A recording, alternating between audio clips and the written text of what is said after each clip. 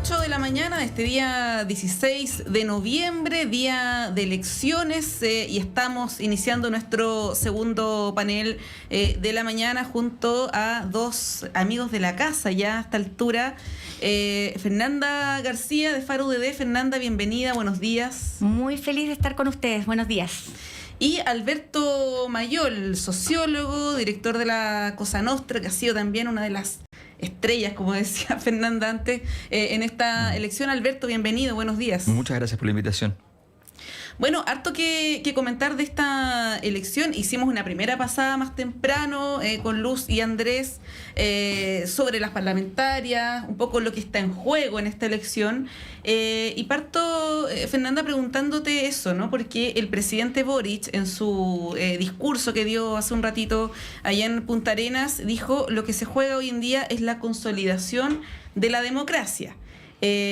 ¿Tú ves que eso es efectivo con dos candidaturas que son consideradas más al extremo, ¿no? ¿Crees que está en juego hoy día la consolidación de la democracia? Lo decían también ahí las personas que entrevistaban a Natalia Palma desde Berlín, que hablaban de la democracia, ¿no? Como una palabra clave en esta elección. ¿Cómo lo ves? Sí, bueno, entiendo que lo que apunta el presidente tiene una racionalidad que tiendo a compartir en un principio, es decir, puesto que muchas de las candidaturas que están ahora con muchas posibilidades de, ¿no es cierto?, ser quienes se enfrentan en el balotaje, tienen visiones aparentemente muy extremas, muy contrarias, ¿no es cierto? Sí se pone en valor este tema del respeto por el adversario político, cuál va a ser el tenor de la discusión en segunda vuelta, y eso es preocupante de cara al tema de la democracia, ¿no es cierto? Tener dos polos enfrentándose en el debate da para pensar. Pero yendo más al fondo, más allá de lo que hace la narrativa electoral, me parece que no comparto que esta haya sido una campaña que nos permita decir que Chile está peor democráticamente. Yo no sé por qué, esto es algo muy personal, tiendo a ver como que ha habido una especie de sinceramiento en el debate público, producto de la intervención de estos polos, ¿no es cierto? Y nos ha obligado a los chilenos, que somos malos para tener discusiones como de fondo. Somos muy del elefante blanco en la pieza, lo que conversábamos afuera con Alberto. Entonces, creo que este tema de que se haya puesto, por ejemplo, por todo lo Punta Peuca, el tema de los derechos humanos en la mesa, que hayan, entre comillas, salido al pizarrón distintas visiones de derecha que pueden tener la misma opinión respecto de lo que pasó el 73, pero que ahora tienen que articular narrativas para dar cuenta de cómo viven esos dos mundos dentro de ellas, ¿no es cierto? El respeto por la democracia y los derechos humanos con una adhesión al régimen anterior. Y en la izquierda ha pasado un poco lo mismo. Es decir, soy comunista, pero ¿cómo es ser comunista en el siglo XXI? ¿Sigo siendo el Partido Comunista duro, chileno, histórico, o tengo una visión que integra? Entonces, yo, muy fuera de la norma, y con esto termino, no lo veo como necesariamente antidemocrático. Creo que se han dado debates duros, pero creo que nos hacía falta como país, porque si no, lo que pasa es la esquizofrenia política del 2019. Más allá que uno esté con lo que pasó o no, es esta cosa como inesperada, ¿no es cierto? Como, ¿qué pasó? Bueno, pasó que había muchas cosas que no estábamos diciendo. Me parece que al menos ahora esa falta de, como realidad política, creo que es un síntoma más de salud, con toda la incertidumbre que trae, que un síntoma, de patología. Sí, una consecuencia involuntaria y positiva de que los chilenos no nos digamos las cosas de frente es que es un país de poetas, ¿no? Exactamente. Alberto Mayol. Fíjate que, claro, yo creo que hay un fenómeno que tiene que ver con acostumbrarnos a que nosotros venimos desde la caída del muro, viene un desarrollo tanto por derecha como por izquierda que se interrumpió, y ese desarrollo, básicamente lo que te decía, la legitimidad es democracia.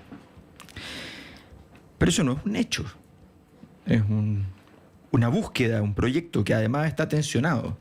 O sea, hay países donde hay legitimidad del poder que no son democráticos, y cada vez son más y no menos. Y cada vez los países democráticos tienen menos capacidad de legitimidad que aquellos países, por eso la aparición de visiones muy, muy endurecidas en términos de concentración de poder, del uso del poder, en medio de un mundo que venía diciéndonos impugnación al poder, y de repente dicen, vamos con todo. Entonces, yo creo que lo que se juega en ese sentido más bien lo que se está jugando en el mundo y en Chile también es el orden del liberalismo político.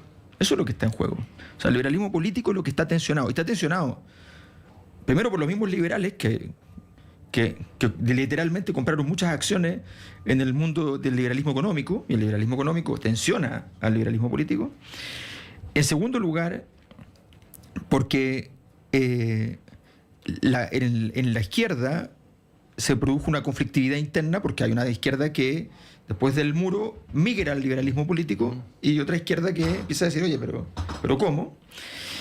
Y en la medida que esa izquierda se migra al liberalismo político, ¿ya? Y para decirlo en simple, como lo dice la ultraderecha hoy día, ¿ya? Llegan a la ONU, ¿ya?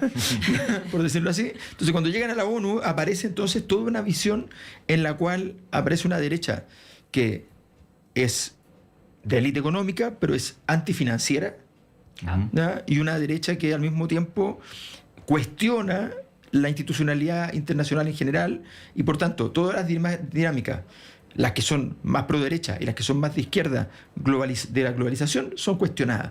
Entonces, básicamente esto significa que el nivel de caos de esta discusión es muy grande, es muy grande, y la posibilidad de ordenarla es muy baja.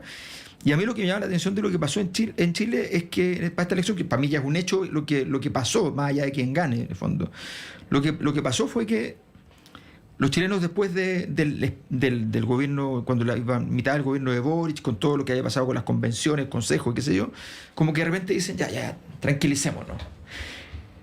Que es una cosa muy chilena, ¿no? Ya no nos volvamos locos, ya tranquilicémonos, y qué sé yo, ya hicimos hartas cosas locas, ya se acabó, ¿ya? Entonces, y súper bien, y qué sé yo, vamos a tranquilizarnos, vamos a llegar a la elección, y qué sé yo. Vamos a calmarnos. Vamos a calmarnos. Y de repente nos vamos avanzando en el tiempo, y como que de repente se empiezan a despeinar ya de nuevo, así como, ya no, en otro lugar, distinto al anterior, pero la misma situación. Y yo mi gran duda era respecto al final de la carrera, ya llegando a la elección, que también es muy chileno decir, ya nos volvimos locos de nuevo otro rato, pero ya las últimas 2 meses nos ponemos un poquito las pilas y nos ordenamos. No ocurrió. Más bien lo que se ve en la investigación es como que el movimiento se volvió completamente caótico, con mucha incertidumbre. Entonces, y esa incertidumbre es una palabra linda y sofisticada para una cosa que debajo de una bolsa de gato. Entonces creo que en el fondo lo que seguimos viviendo es que todo este proceso de desmembramiento, ¿no? de la fe institucional del chileno, que es muy alta. De construcción. Es como una deconstrucción, es como una deconstrucción sin ningún proyecto de deconstrucción. O sea, sin decir, no, vamos a ir para allá, qué sé yo. No es un proyecto de deconstrucción en el sentido revolucionario, donde tienes un proyecto y avanzas, sino que se desarma. Y ese desarme, la gran pregunta es al siguiente gobierno, que tiene que llegar a armar cosas, ¿cómo lo va a armar? Sí. Ese es el problema. ¿Cómo ves ese escenario, Fernanda, que describe Alberto, que es bien desolador, yo podría decir? No se ve como muy halagüeño, muy auspicioso. No, bonito no. Muy bonito. Y que, bueno, le va a tocar difícil a quien gane la elección, que probablemente sea quien gane hoy la primera vuelta. Sí, yo... O sea, que pase en segundo lugar. Claro, sí. Por supuesto. Pero más allá de quien gane, a mí lo que me genera, de todos los elementos que mencionaba Alberto y que hemos conversado y conversaban ustedes antes con el panel, de dudas o de miedo, de temor, incertidumbre, es sobre todo las expectativas de la ciudadanía.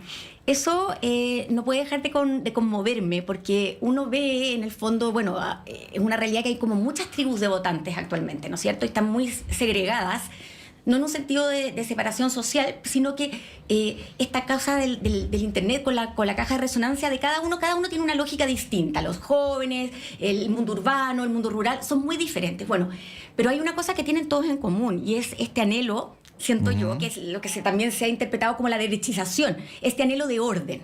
O, tomando lo que decía Alberto, es como, ya, bueno, pasaron los 3 días del 18, ahora ordenemos, ¿no? Ya, perfecto. Pero tienen mucha expectativa respecto de discursos que se han dado muy enérgicos en torno a la posibilidad de generar ese orden respecto a la migración, orden respecto de la formalidad del empleo, orden respecto de la seguridad y el narcotráfico, y por lo tanto esas expectativas, ¿cómo se van a satisfacer? Y aquí viene la pregunta. Entregando todo lo que se promete, que sabemos que es difícil, por mucho que exista una voluntad política, y hay algunos candidatos los cuales uno no puede dudar de su voluntad. O sea, si fuera por ellos sacarían a los militares, efectivamente, en fin. De esa forma o con luces. Esa es la verdad, eso es lo que se ha visto en Argentina, con luces que tienen que ver con dar señales que satisfacen esa pulsión, esa necesidad de orden, aunque no van al problema de fondo. Y eso es preocupante, porque finalmente, ¿cuáles son las medidas que se van a tomar? ¿Son medidas efectistas? ¿O se va a apelar a una racionalidad de la ciudadanía, de decir, bueno, esto es por etapas, una cosa es lo que nosotros queremos hacer y otra cosa es lo que podemos hacer una vez en el poder, me refiero, que es distinto que para ganar la elección, lamentablemente. Entonces, no sé, eso me genera un poco de duda. Sí creo que, para no mirar el vaso medio vacío y también un poco tener mi rol y generar algo de polémica aquí, sí creo que eso va a generar expectativas económicas positivas en el, por lo menos, corto y mediano plazo, que pueden significar un cambio favorable en materia de empleo. Es decir, un cambio de signo en el gobierno, yo creo que sí puede generar una especie de ola económica favorable respecto de cómo se mueven los mercados, y eso puede redundar en un beneficio para la ciudadanía también, creo yo. Sí. Bueno, estos temas tienen también mucho que ver con las percepciones. O sea, hay un cierto consenso, luego uno puede tener matices sobre el dato duro o interpretar el dato duro, pero el dato duro dice que en Chile existe mucho temor, por ejemplo, por la delincuencia, pero que ese temor no coincide con lo que dicen los datos, incluso comparativos, respecto a cuán seguro o inseguro es Chile. Eso por un lado. Por el otro lado, el tema de las coberturas mediáticas también. O sea, qué duda cabe que agendas mediáticas que enfatizan mucho en el tema de la seguridad y la delincuencia inducen, no digo que por sí solas, pero inducen a que la ciudadanía considere ese tema más importante que algunos otros, ¿no? Y esa es una dinámica que también va teniendo fluctuaciones dependiendo de quién está en el gobierno, ¿no? Ahora, ¿cómo ves eso más adelante, Alberto? Porque lo voy a decir yo antemano, ¿eh? Ningún gobierno va a resolver el tema de la migración, y ningún gobierno va a resolver el tema de la delincuencia. Estamos de acuerdo, ¿no? Sí. Independientemente de lo que dice la oferta política, en fin. Totalmente. Entonces, ese escenario que acabo de mencionar va a llegar, ¿no? Sí. Va a llegar un momento en el cual el gobierno siguiente, sea cual sea... Va a llegar en 3 meses porque se prometió que todo esto se resolvía. ¿Cuántos 100 días vamos? 100, ya no sé cuántos días. Había una cuenta los días. Tenga que explicar que en realidad no lo pudo resolver. Claro. Lo tendrá que hacer de una manera políticamente funcional a su conducción de la agenda, pero bueno, ¿cómo te voy a dar un spoiler que le va a echar la culpa al gobierno anterior. Bueno. Sí, bueno, claro. O con medidas efectistas, insisto. Claro. Una gran redada, aunque eso no signifique... ¿Me explico? Bueno, en el gobierno del presidente Piñera, que yo lo digo abiertamente, aquí fuimos muy críticos de esta cosa de sacar migrantes con mamelucos, que tenía una performance comunicacional bastante potente, pero una cosa totalmente episódica, ¿no? Bueno... No, y siempre con consulta, ojo con eso, con consulta con organismos internacionales. Sí. Siempre, porque eso, Piñera siempre tenía, quiero el ticket de Naciones Unidas, digamos, por decirlo así. El salvoconducto. Sí, pues se necesita el salvoconducto. Entonces, a ver, mira, yo creo que nosotros estamos ahora, pasó con toda esta discusión sobre las encuestas, que sé yo, nos pasó que nos llegaron muchas ofertas de consultoras pequeñas que... gente nerd, para decirlo simple, que quería otra gente nerd con que trabajar, digamos. Sí. Entonces nos pusimos a hacer varias cosas. Y una de las cosas que estamos haciendo justamente es un análisis de los gaps que hay entre percepciones de distintos países, entre percepción de delincuencia y delincuencia. Bien. Y también el efecto Doppler, por ejemplo, de la migración. O sea, la migración, cuando sube muy rápido, naturalmente se produce un efecto de visualización muy fuerte, ¿ya? Pero a veces se detiene y después sigue y se mantiene la preocupación, claro, subiendo. Entonces es interesante ir mirando esos elementos de percepción que plantean también una discusión respecto a cómo el espacio público se hace cargo de todo esto. Yo creo que nosotros tenemos que preocuparnos. Es muy difícil tener políticas públicas sobre el espacio público porque efectivamente puede estar restringiendo, ¿no? Pero es un tema, o sea, es un súper tema. Es un súper tema, o sea, el tema de cómo se procesa la información que llega de las encuestas, de manera tal de que eso sea información y no sea manipulación, ¿ya? De cómo tú procesas la información que llega a través de las redes sociales para que efectivamente, cómo tú aportas desde los medios que tienen departamento de prensa, cómo aportas a que lo que pasa en las redes, porque, ojo, todavía un porcentaje muy grande de la población cree más en redes sociales, en aquella cosa que viene con el timbre de algún medio, pero eso puede dejar de ocurrir. Entonces, porque el nivel de saturación, esta tesis trampista de la saturación, que no solo está en la derecha, o sea, no solo está en la derecha, hay conspicuos comunicadores a nivel internacional de la izquierda que ellos dicen, nosotros queremos ser trampistas de izquierda. Entonces, viene todo un tema de cómo nos vamos a hacer cargo, para un gobierno, cualquiera sea su signo, cómo nos vamos a hacer cargo de todo este tipo de problemáticas y no vamos a estar los gobiernos tienen que gobernar, no puede estar en campaña permanente. Esta cosa de los gobiernos como candidatos es muy desagradable. O sea, hay un momento en el cual uno espera que el candidato se convierta en presidente, ¿ya? Y que la toma de decisiones tenga la ponderación y las complejidades que tiene un presidente. O sea, yo creo que el único momento presidenciable de todo el gobierno, por ejemplo, reciente de Gabriel Boric, fue el momento en el cual el ministro de Hacienda en ese entonces, Marcel, va y dice... cuando respecto a los retiros, no dice, mira, vamos a hacer uno último y vamos a hacer aquí. Dice, no, ¿saben qué? No, yo no estoy dispuesto. Yo sé que esto hace mal. Y eso calmó a la gente. Tal cual. La gente dijo, al fin alguien que dice que cree en algo, o sea, que está convencido de eso. O al fin alguien que dice que no, ¿no? Y dice que no, claro. Que no es popular, pero... Claro, es popular, pero te dice, este gallo se hizo responsable y sobrevivió al chaparrón que significaba, tanto que nadie se acuerda del chaparrón. Y creo que fue el momento de sensatez, sí. De mayor sensatez, más allá de si uno está de acuerdo o no está de acuerdo. Yo creo, por ejemplo, toda esta tesis de que la inflación duró no sé cuántos años después, no tenía ningún fundamento económico. O sea, perdón, pero... O sea, que la inflación de cuando llegó la plata 2 años antes ya dura hasta no sé cuándo, eso no tenía mucho sentido, ¿ya? Pero bueno, si uno lo modelaba, qué sé yo, con teoría económica, tampoco te daba por ningún lado. Pero más allá de eso, más allá de las cosas que se instalaban y qué sé yo, el tipo se plantó frente a una cosa que era muy popular, ¿ya? Que donde la gente además le servía porque necesitaba la plata, ¿ya? Donde además la gente no hacía particularmente locuras, pagó deuda, ¿ya? Entonces es muy interesante todo ese proceso, pero resulta que nadie más lo imita. ¿Puedo agregar una cosa? A propósito de la pregunta con que empezamos, ¿no es cierto? ¿Qué va a pasar en una segunda vuelta? Es probable también que en atención, justamente por lo que estamos conversando acá, me da la impresión de que hay una ventaja que tiene el próximo gobierno. Y que, lo quiero decir de verdad, esto no es desde la vereda política, tiene que ver con que todos sabemos que más allá de que la gente que se siente cercana o no al gobierno actual, el gobierno actual pagó un precio, ¿no es cierto?, de la inexperiencia. Y es un reproche muy transversal, ¿no es cierto?, respecto a la eficacia en la ejecución de algunas políticas. Por lo tanto, creo que ahí hay un espacio también para el próximo gobierno de quizás no satisfacer estas promesas grandilocuentes de erradicar la delincuencia, la migración, pero compensar esa falta de cumplimiento, si se quiere, de las promesas electorales mediante una ejecución muy eficiente que demuestre un poco esta idea de orden, de disciplina, de autoridad, que es la que está mencionando de nivel de Estado, ¿no es cierto? Es decir, quizá no vamos a sacar a los migrantes, pero vamos a reducir las listas de espera, o vamos a ser eficaces en corregir el tema de la tómbola, que para la gente es una necesidad, el tema de la tómbola de los colegios, ¿no es cierto?, a nivel escolar. El proceso de asignación de colegios va a cambiar, va a ser más eficiente. Eso es un cambio enorme para los chilenos. Leíamos, ¿no es cierto?, en esta campaña hay como ciertos hechos que son muy anónimos, pero que dan cuenta de aquello. Esa carta que hablaba de la mujer que tenía a sus 5 hijos en colegios distintos, producto de la tómbola.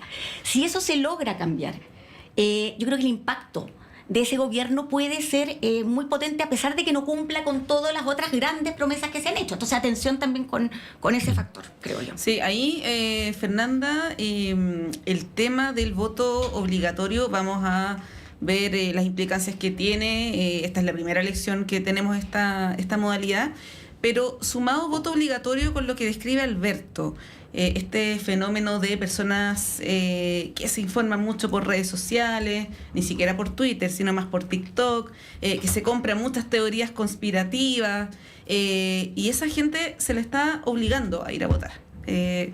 ¿Cómo ves eso, no? Porque las evaluaciones van a venir obviamente posteriores a la elección, pero yo creo que es una pregunta válida el voto obligatorio 2025 respecto del voto obligatorio, por ejemplo, el 2010, el 2005, donde había otro escenario de los medios de comunicación, de las noticias falsas, de estos bots y trolls que han marcado también esta campaña. Yo creo que es una pregunta válida ver si es que es lo más adecuado en estas circunstancias. ¿Cómo lo analizas tú? Lo entiendo, sí. Voy a transparentar, yo soy una partidaria completa del voto obligatorio. Tengo que decirlo, entiendo que presenta desafíos. O sea, no soy una partidaria romántica del voto obligatorio. Es decir, me doy cuenta de que nos ponen en esta situación muy limítrofe y que justamente es a propósito de volvamos a la primera pregunta, los desafíos de un momento institucional relevante para la democracia que mencionaba el presidente Boric. Si en algo estoy completamente de acuerdo con él, es que lo es producto de las nuevas condiciones en las que están funcionando las democracias, no solo en Chile, sino que en el mundo. Es decir, cómo funciona la democracia respecto de esta desinformación masificada con la que estamos viviendo. Bueno, es una pregunta que nadie aquí en la mesa al menos vamos a responder, pero sí que tenemos que hacernos cargo, pues, porque la democracia es todos. Porque la otra posibilidad, que es que vayan los que están interesados en política, tampoco es necesariamente representativo. O sea, yo no digo que el voto obligatorio sea absolutamente mejor que el voto voluntario, no lo es, pero ambos presentan dudas, nos generan dudas respecto a su legitimidad. Los dos tienen un sesgo importante. Las redes está sobre representada quizás en uno y en el otro la afiliación. Son dos enfermedades distintas, pero son enfermedades. Exactamente, sobre todo, volvamos al voluntario para hacer un poco el punto, sobre todo cuando el voluntario está capturado por un sistema electoral, ¿no es cierto?, en que sabemos que pareciera ser que ojalá hubiera más convicción política, ojalá el Partido Comunista se pareciera más al Partido Comunista y la UDI pareciera más a la UDI, es decir, porque hasta ahora lo que se ha visto y esa desafección de la ciudadanía es esta idea de que las élites políticas conservan sus cupos y ni siquiera ya hay una adhesión respecto de lo que creen, sino que tu máximo adversario es tu compañero de lista. Entonces, ese es el voto voluntario. El voto obligatorio tiene este otro mundo, que estoy de acuerdo, es complejo, pero ¿cómo lo va a enfrentar la democracia? Es inevitable hacernos cargo de esa pregunta. Sí. Bueno, porque además si el problema del voto obligatorio es que la ciudadanía no está informada, mejor resolvamos el tema de la ciudadanía informada en vez de... Claro, es que yo creo que es que se producen estas carambolas, ¿sí? Un poco lo que hemos hablado acá, estas carambolas para llegar a conclusiones que no tienen que ver con un análisis necesariamente lógico. Pero mira, a ver, lo que pasa es que justamente hay una regresión en la capacidad de entender dónde la decisión de política pública se debe poner. O sea, hablaba Fernández de la tómbola. El problema de la tómbola, la razón por la cual genera malestar, no es porque exista la tómbola o no exista la tómbola. El problema es que los colegios no tienen calidades parecidas. Claro. Y no hay un mínimo en el cual, entonces, hay una situación de condena. Y más aún, la información es errónea porque las personas tienen una información que es su información histórica. Entonces, imagínate lo que significa para un padre, para una madre, que sabe que esos colegios emblemáticos eran el gran lugar para la movilidad social y logra meter a su hijo ahí y descubre 3 años después que no hay nada ni de cerca de eso, que es todo lo contrario, ¿ya? Que todo es un mundo completamente caído. Entonces, eso es brutal cuando tú dices, bueno, pero yo logré meterlo en este lugar que es una institución permanente de la República, digamos, y resulta que no es tal cosa. Entonces, cuando uno mira los elementos de fondo, entonces a mí me parece súper preocupante que desde alguna manera de soslayo en la izquierda, por ejemplo, se diga, mira, a ver, aquí hay un problema porque hay un conjunto de población gigante, que es como, ¿ya?, que resulta que esa gente no tiene la información suficiente para poder votar de manera adecuada.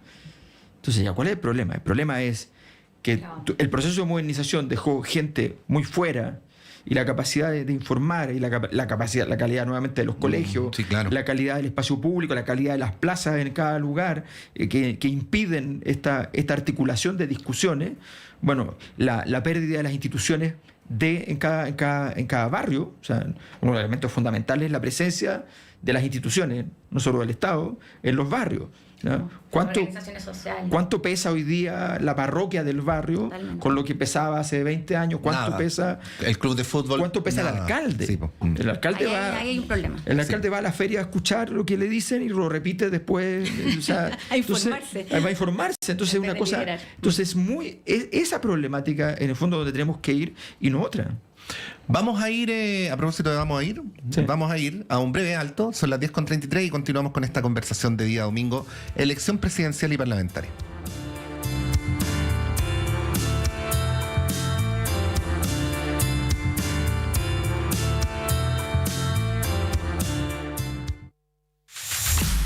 Semana a semana conoce nuevas facetas y las profundas dimensiones de la poeta Gabriela Mistral en el programa Agenda Mistral 2025. Desde la Universidad de Chile, Sembrando América en el Mundo, como parte de las conmemoraciones por los 80 años de la entrega del Premio Nobel a Mistral, Radio Universidad de Chile, el Archivo Central Andrés Bello y la Vicerrectoría de Extensión y Comunicaciones se unen para conversar con expertas y expertos en la obra y legado mistraliano. Agenda Mistral 2025, desde la Universidad de Chile, Sembrando América en el Mundo. Cada semana, los jueves a las 15 horas, por el 102.5 FM y en radio.uchile.cl.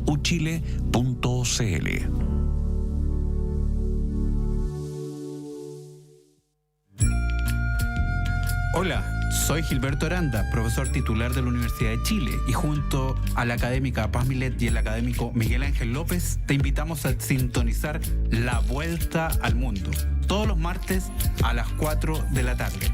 En tiempos de profundos cambios y grandes interrogantes, el Instituto de Estudios Internacionales de la Universidad de Chile te ofrece un espacio para reflexionar y conversar sobre el tiempo y el planeta en que vivimos. No te pierdas estas conversaciones enriquecedoras todos los martes a las 4 de la tarde. La Vuelta al Mundo.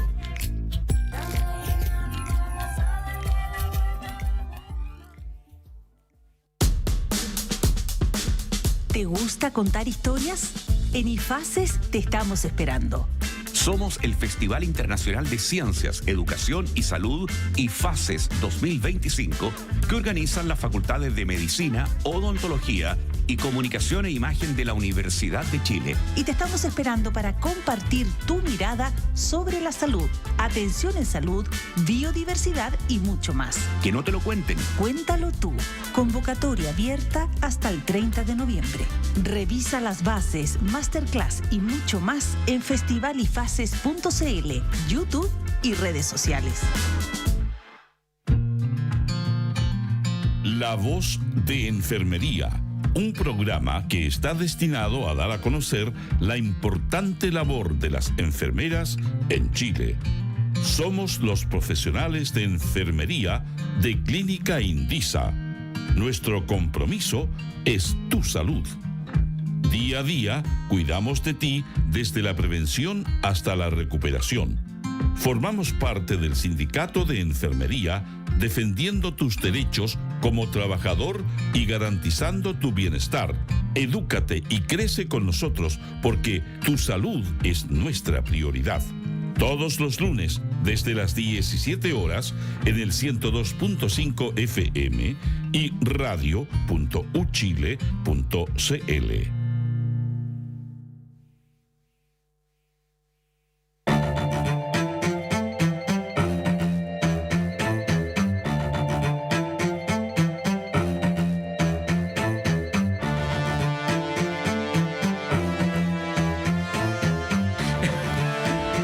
Son las 10:37 a esta hora.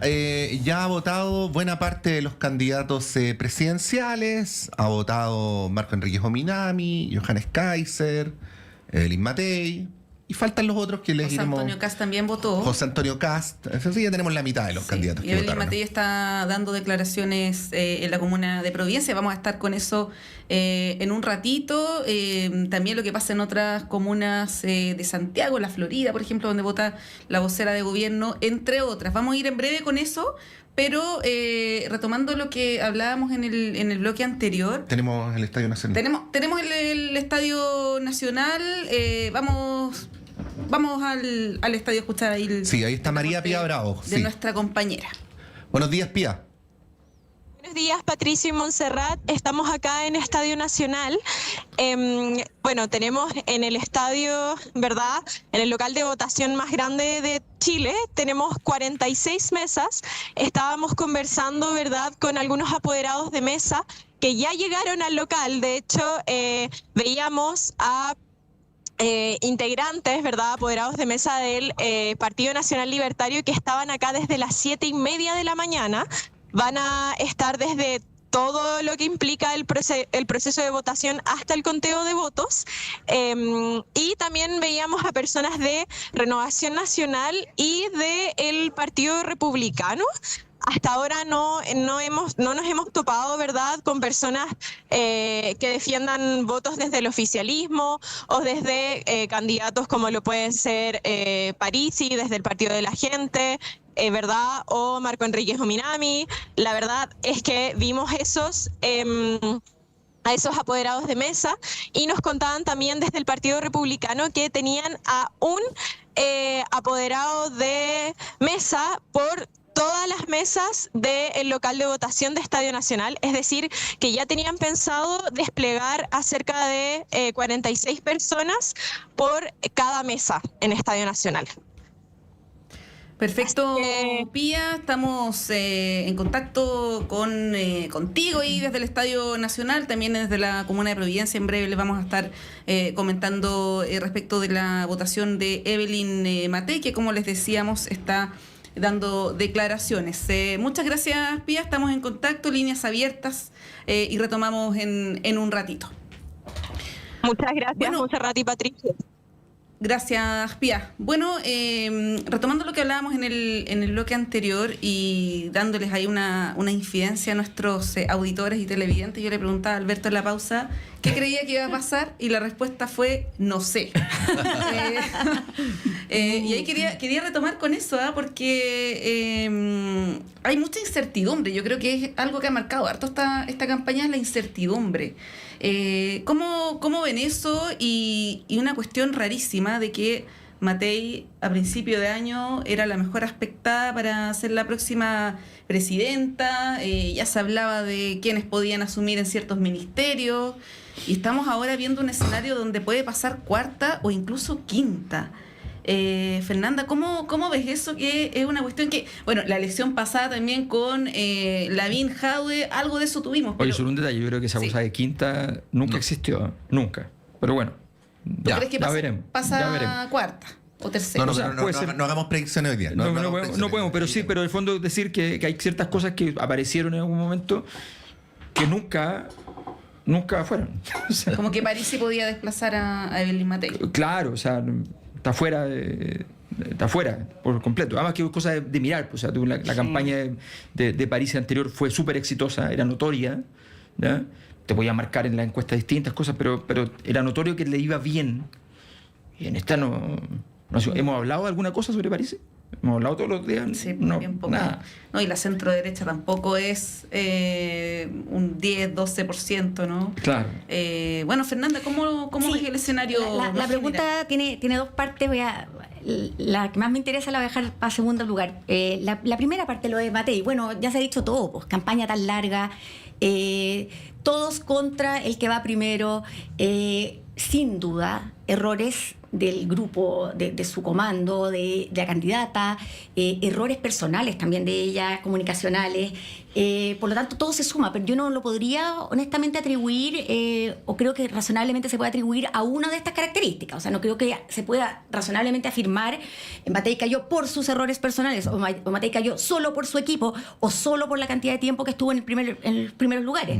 Es una suma de cosas, más la interacción con los otros candidatos de derecha que claramente finalmente, a la luz de lo que hemos hablado, de esta idea de la ciudadanía, del orden, del cambio, se fue fortaleciendo y por lo tanto dio un espacio para que los adversarios también crezcan y pesquen ese momentum y esa capacidad de verse como posibles ganadores, ¿ya? Mucho más interesante, de verdad, me parece el protagonismo que ha tomado los últimos meses, sobre todo, esta idea de que producto de que haya incertidumbre, pareciera ser un protagonista más, un candidato más, esta idea del voto útil, del voto inteligente. Me encantó una columna, yo sé que, no sé si los auditores de nuestra radio son fanáticos del Mercurio, pero me atrevo a decir que no lo sé, pero me encantó una columna que... Si es lo que se entiende por fanático, no creo. No creo. Yo aprendí a leer en el Mercurio, no puedo negarlo. Editorial insoslayable. Ya, es que tenía que decirlo, pero Sí. déjenme comentarles esta columna de Liberty Vance, que decía el voto inteligente, se llama la columna. Y la columna iba describiendo en el fondo que habían dos posibilidades, un voto inteligente y un voto que no lo era. Y entonces el voto inteligente decía, en vez de hablar de 1, 2, 3 hasta el 8, los candidatos presidenciales, hablaba de la A hasta la letra que correspondía. Y entonces decía, porque yo quería votar por A, pero en realidad voy a votar por B para que no salga C y D, y empezaba así, ya, es el voto inteligente. Y el no inteligente era lo mismo. Y uno leía, mi primera, más lenta quizá, perdón, excusen a la panelista, no entendía, trataba de asignarle un nombre a cada, para ver cuál era el... Y finalmente era un sinsentido. O sea, esa fue mi interpretación de la columna.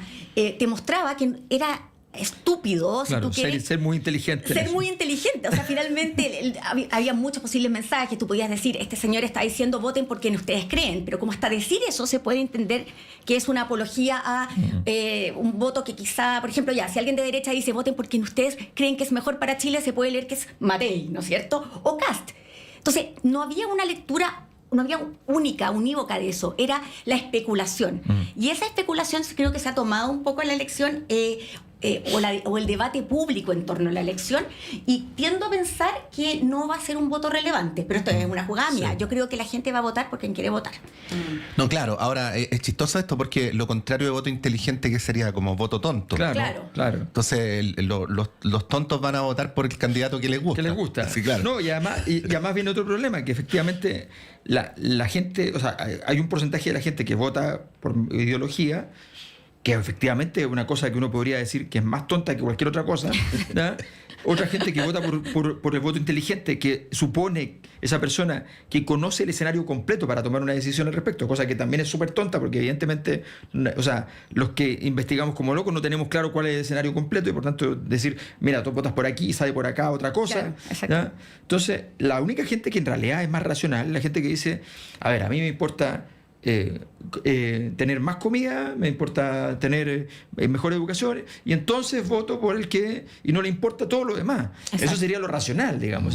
Pero es lo más racional que se puede ser. Claro, pero la otra cuestión es que las posiciones políticas, todo eso es irracional.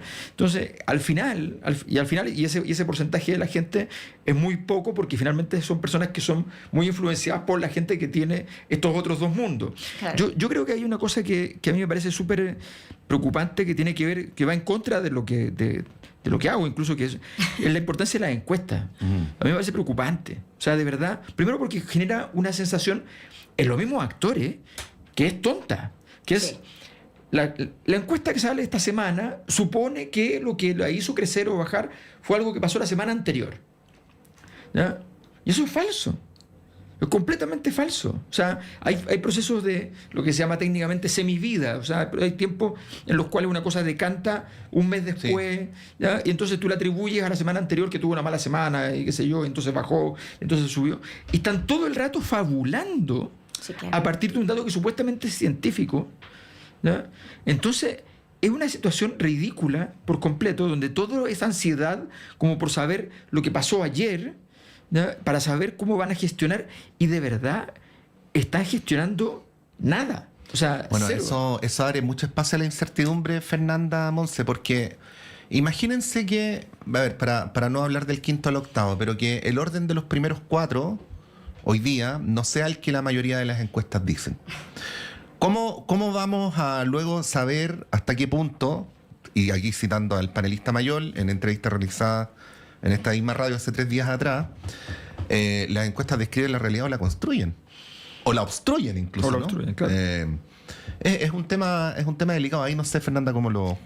Yo creo que es un tema delicado y al igual que el que hablábamos antes del voluntario versus el obligatorio, que llegó para quedarse. No es insoslayable, es lo que vamos a tener que, con lo que vamos a tener que lidiar de aquí en adelante. A modo de botón de muestra, dos construcciones hipotéticas que se han hecho de cara a la segunda vuelta que me parecen las dos muy dudosas.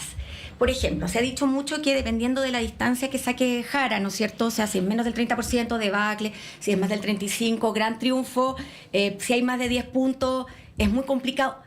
Depende, porque una derecha que les gusta pelear entre sí, digámoslo, frente a una candidata comunista que se ve relativamente fuerte, tiene muchas más posibilidades de unirse para una segunda vuelta y dejar de lado estos caudillismos. Entonces, por ejemplo, ahí tienes un ejemplo. Otro ejemplo, Kaiser es más ganable que Kast, o hace revivir la legitimidad, o la viabilidad de Jara en una segunda vuelta. No sé, porque lo que nosotros hemos visto es que ahora han habido debates entre 8 candidatos, pero para la segunda vuelta vamos a tener entre 2. ¿Y quién tiene más habilidades? Estoy extremando el argumento, para debatir en un cara a cara con Jara, que tiene mucha habilidad, empatía, conexión con el electorado. ¿Kast es más cercano o Kaiser es más cercano? No lo sé. Pareciera ser que Kaiser es más cercano. Sí. Entonces, atención, todas esas construcciones estoy de acuerdo. Además tiene más voto popular, ojo. Totalmente. Entonces, no lo sabemos. No estoy diciendo que así va a ser. Digo nomás que efectivamente el rol de las percepciones, y en ese sentido, de las redes, a propósito del voto obligatorio, y de las encuestas, a propósito del debate público, es un protagonista más. Sí, Kaiser es mejor espadachín que Kast. Sí. O sea, pero 3 veces. En el ring, ¿no? Claro, 3 veces. Sí. Cuando son 2. Sí, cuando son dos. Por eso es que eso se ha diluido hasta ahora, pero ahora después lo vamos a ver ahí, que quien sea va a estar ahí en primera línea con Jara y 50 y 50% del tiempo. Entonces eso, ¿quién es mejor candidato? Sí, oye, hablemos un poquito de la parlamentaria antes de irnos a la pausa. Lo comentábamos también en el bloque anterior, ha habido pronósticos, proyecciones, la última semana sobre todo ha habido varios. Yo mencionaba uno de Imagen Acción que claro, como que llamó la atención, que habla de 90 diputados en el caso de la actual oposición. Pero bueno, Tomás Duval el viernes decía que el Partido Republicano va a ser la bancada más grande, según su estimación, y hay varias pronósticos que van en esa dirección. De esto también se ha dicho harto. Ustedes se acuerdan cuando se estaba negociando lo de las listas parlamentarias, que si el oficialismo llegaba en una sola lista podía tener la mayoría del Congreso. Eso se logró parcialmente y ahora se habla de una debacle para la centroizquierda. ¿Cómo lo ves, Alberto, el escenario como más macro quizás en lo parlamentario? A ver, primero, toda la información que hay sobre temas parlamentarios está basado en imputaciones. Hay cuestiones que uno ve un modelo matemático y cree que por ser modelo matemático es bueno. No, el modelo matemático puede ser perfecto, pero si tú lo alimentas con información que es imprecisa, es un problema. Y la información en este caso es necesariamente imprecisa porque no conozco ninguna encuestadora que haya hecho estudios en todo el país, en todos los distritos y en todas las senatoriales. Por tanto, lo que más se ha difundido son encuestas que hacen los propios comandos. Son encuestas de los comandos, además que un modelo matemático se hace con base de datos, no con un resultado. Entonces, tenés que tener la base de datos de todo eso y por tanto tenés que haber juntado, todos tenemos que haber llegado a decir, oye, pongamos aquí lo que nosotros tenemos, ¿ya? Y a partir de esto veamos. Lo que se ha hecho es una imputación a partir de anteriores elecciones. Nuevamente un problema. Desde el 2022 para adelante hay claramente, pero así, pasamos de un ciclo político determinado a otro ciclo político determinado. Y ese ciclo político determinado hoy día tiene una situación que es inusual, y es que las dos derechas, que era lo que más cambió, ahora son 3. ¿Ya? Entonces la gran pregunta es, si uno dice, ok, si por ejemplo la votación de Kaiser a parlamentario se va también a republicano, va a ser cierto lo que dicen. Si Kaiser logró, no lo tengo claro para nada, ¿no? Si logró que su partido reciba sus votos, no va a ser republicano lo más fuerte. Van a estar ahí jugando el partido. Entonces, hay mucha incertidumbre y evidentemente la derecha va a perder 2, 3, 5 diputados por el solo hecho de no haber estado juntos en lista. Y más de algún senador. Y más de algún senador. Entonces, finalmente, todo ese escenario, todo este juego de que en el fondo que la derecha puede sacar 90, qué sé yo, es cierto que tiene una cierta probabilidad, dados los datos que hay presidenciales, de sacar una distancia importante en el Congreso. Pero luego hay otro factor que es súper importante. En Chile, yo por ejemplo, en España, en Inglaterra, en Francia, en Alemania, que un diputado oficialista vote en contra es una cosa, pero ya del terror. O sea, se lo faenan, pero ahí mismo. Y no tienen nadie tiene temor a decirle, los partidos decirle, usted va, o sea, ni para el feriado puede tomar una decisión solo, ¿no?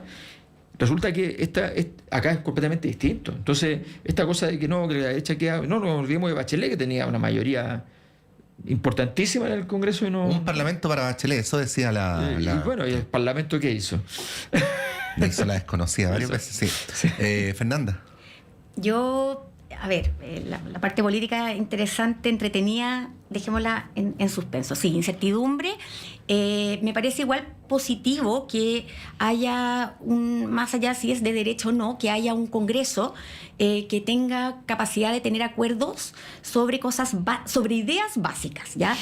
Porque creo que es mucho lo que se puede avanzar en proyectos que son consensuales transversalmente y que hay algunas disidencias, pero que finalmente pueden permitir un cambio relevante para algunas personas en ciertos temas muy específicos que tienen que ver con seguridad, con una agenda laboral, etcétera. Dicho eso, me llaman, ahora ya lo político, me llama la atención como dos cosas a propósito de la incertidumbre. Uno, que tiendo a pensar que hay una posibilidad de disociación que antes no era marcada entre la persona por la que se vota a la presidencial y la votación más local de diputados y senadores. Creo que ahí podemos ver movimientos interesantes en los cuales no necesariamente se va a replicar esta como especie de collera, ¿no es cierto?, de quien se saca la foto con. Producto de que hay tal grado de dispersión en la presidencial, pienso que no ha sido tan fuerte el rol de el presidente, el candidato presidencial con el que tú te sacas la foto, como en oportunidades anteriores. Eso por una parte. Y por la otra, bueno, es un poco problematizar nuevamente, de acuerdo a lo que estábamos hablando antes, esta idea de que si la izquierda hubiera ido unida o la derecha hubiera ido unida. Yo, en lo personal, tenía esa idea antes también, la compartía, pero creo que es una quimera, es algo que no existe, no existió. La derecha, con las diferencias que ha mostrado, a pesar de que tiene un proyecto muy común, ya no es trivial que haya tantas diferencias. No es solo personalismo, yo creo que hay más que personalismo. Hay proyectos que, si bien en lo económico tienden a estar juntos, no es que sean lo mismo tampoco, pero tienden a ir hacia el mismo lado. Claramente tienen divisiones que representan, creo yo, más esta como diversidad social ciudadana que hay hoy día. Y por lo tanto no era posible. Entonces, esta idea hipotética de 5 más, bueno, pero es que no. Es como que ustedes me hubieran dicho un poco lo mismo ejercicio que probablemente esa pérdida a la izquierda ya la hizo hace rato, pero como que ustedes me hubieran dicho que Amarillos hubiera ido con el Frente Amplio. Es que no nomás. Bueno, además el ejemplo que veníamos poniendo, que se da por sentado, que como Matías Walker, voy a poner un ejemplo, ¿no? Opositor a Boric, ahora es de oposición. Pero resulta que Matías Walker ya dijo que él no iba a apoyar el gobierno de Kast. Por lo tanto, también va a ser oposición. Hay que restar uno de inmediato, ¿no? Exacto. Y pueden sumarse 2 o 3 más. El rebaraje va a ser importante en ese sentido porque hay muchas situaciones en las cuales ciertos actores políticos, y no solo actores políticos, la ciudadanía queda, por eso también hay tanto juego con la idea del voto útil, porque efectivamente la gente te está diciendo todo el rato, mire, yo la verdad es que podría votar por otra persona. O sea, entonces hay un circuito que es bien complicado, porque se está reordenando y todavía las épocas no tienen la posibilidad de construir su propio significado, a veces con la realidad que están viviendo. No coinciden. Oye, la foto de las 3 candidatos de derecha hoy día de la noche, ¿ustedes la ven? Porque Matei ha dado sucesivas señales de que no va a respaldar a Kast. Lo que es un problema, porque los partidos que la respaldan a ella sí lo van a apoyar, ¿no? Algunos probablemente entren a hacer gobierno en una eventualidad de que Kast gane. ¿Ven esa foto unitaria, Fernanda? La pregunta de la foto, qué difícil la pregunta de la foto. ¿Sabes por qué? Porque yo creo que la pregunta de la foto es una pregunta por cómo se siente Evelyn Matei hoy día en la noche. O sea, es decir, la experiencia personal que ella ha vivido en estos meses y la distancia personal que ha tomado respecto de lo que ella percibe, yo tiendo a compartir, pero que ella percibe ha sido la candidatura de Kast, en definitiva, pareciera ser que le impiden a ella hacer una declaración expresa. No es solamente un tema de estrategia, de no perder el centro diciendo que... es muy visceral. Es personal, es personal. Se nota que es muy personal. Por lo tanto, a la pregunta de fondo, yo creo que sí va a haber, entre comillas, foto unitaria de las derechas. Es decir, a nivel de partidos, a nivel de comandos, yo creo que se va a ver esa transversalidad. Si Evelyn Matei va a estar en esa foto de no ser ella la que pasa a segunda vuelta, no lo sé, pero porque eso es un factor netamente personal. Es bueno el tema. Mira, yo diría lo siguiente, que si Evelyn Matei va a seguir en política, ¿ya? Es un tema fundamental para la foto o no foto, ¿ya? No significa que sea evidente que si va a seguir en política, no significa evidente una cosa o la otra. Puede tomar unas distintas decisiones, ¿ya? Pero eso es decisivo. Si ella no va a seguir en política, sin duda no se saca la foto. Sin duda. Ya. Sin duda, porque la gravedad de lo que pasó fue muy grande. Pero, y digo en términos políticos, supongamos que ella va a seguir en política. Hay dos estrategias que serían para seguir en política: tratar de capturar la derecha o tratar de construir una concertación de derecha. Y si ella está pensando en eso, tampoco se saca la foto. Entonces, va a decirlo en simple, hay como 3/4 de posibilidades de que no se saque la foto. Sí. Bueno, Patricia Bullrich compitió con Milei y perdió la primaria, ¿no? Sí, pues. Bueno, Sí, pues. la dejo ahí. Siendo su ministra. Sí. Sí, pues. Fernanda García, muchas gracias por haber venido. Encantada, lo pasé muy bien.